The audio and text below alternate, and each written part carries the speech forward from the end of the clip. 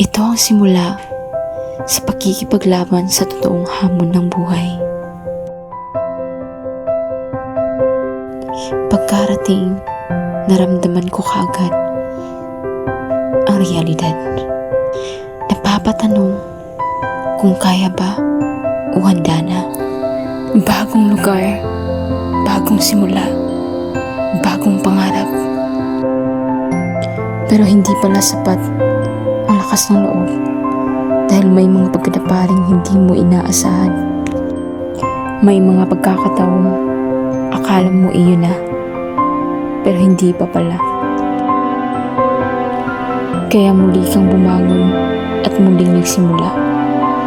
Malayong lugar, bagong buhay, mga gabing tahimik at mga araw na punong-puno ng pagod.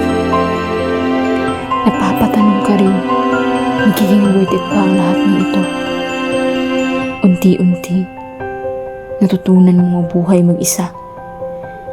Matutunang alagaan ang sarili at mas pahalagahan ang mga simpleng bagay na dating laging nandyan. Habang lumilipas ang panahon, unti-unti ring gumagaan ang lahat. May mga bagong lugar na natuklasan at may mga pangarap na unti-unting naaabot. Hindi pa ito ang dulo. Marami pang laban, marami pang pangarap. Pero isang bagay ang sigurado. Hanggat may Diyos na gumagabay, may dahilan para magpatuloy. At muli, magpapatuloy ang aking kwento.